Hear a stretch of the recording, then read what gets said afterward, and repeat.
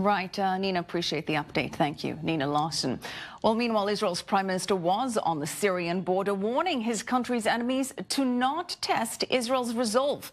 Benjamin Netanyahu toured a military command post in the Golan Heights today.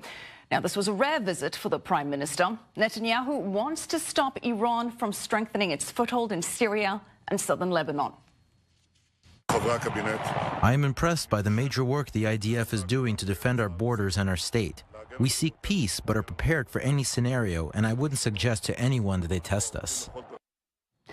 Meanwhile, Lebanon's top three leaders accused Israel of threatening stability in the border region. The country's president, prime minister and parliament speaker said that they will fight Israel's efforts to build a wall on what they claim is Lebanese land. And Netanyahu was not the only leader to visit a high-tension border. Reports out today that Iran's prospective supreme leader, Ayatollah Saeed Ibrahim Raisi, recently toured the Lebanon-Israel border, accompanied by military commanders and Iranian officers. And during this tour, Raisi stated that, quote, Jerusalem's liberation is near. All right, joining me now is Ryan Mauro, a national security analyst for the Clarion project. Ryan, good to have you with us. Great to be with you. Well, Ryan, this border tour by the potentially Iranian next supreme leader clearly sending a message that Tehran is not deterred by Israel's threats to clear the region of Iranian influence. Netanyahu also sending a very strong message that Israel will act if needed. How close are we to military action? I would say that we are likely pretty close because Israel has struck such missile sites in Syria before that could create more precise missiles. So I see no reason why Israel would bomb them in Syria, but not in Lebanon. And so the concern is that these Iranian missile plants will enable the Iranians and Hezbollah to strike at the natural gas platforms on the Mediterranean Sea that are responsible for about 60% of Israel's energy needs. But in a broader spectrum, I think it's really interesting to look at how the likely replacement for Ayatollah Khamenei, the supreme leader of Iran, is visiting the Israeli-Lebanese border and meeting with Iranian personnel there and Hezbollah personnel there because they're clearly trying to build up his military prestige, have him visit prospective battlefields. And we consistently hear these rumors that the supreme leader of Iran could really die at any moment. So this might be an indication of even greater instability within Iran, within the regime itself, over the coming months. So Ryan, given this, if Israel were to take some action, if it's forced to take military action, what would the retaliation look like? Hezbollah does have 100,000 rockets in Lebanon that they could fire, but I don't think that they're going to.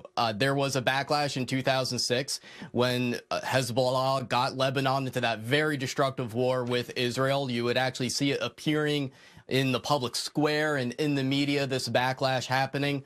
And Hezbollah still is fighting on multiple fronts, whether it's in Iraq or in Syria, the Iranian forces that are in Yemen.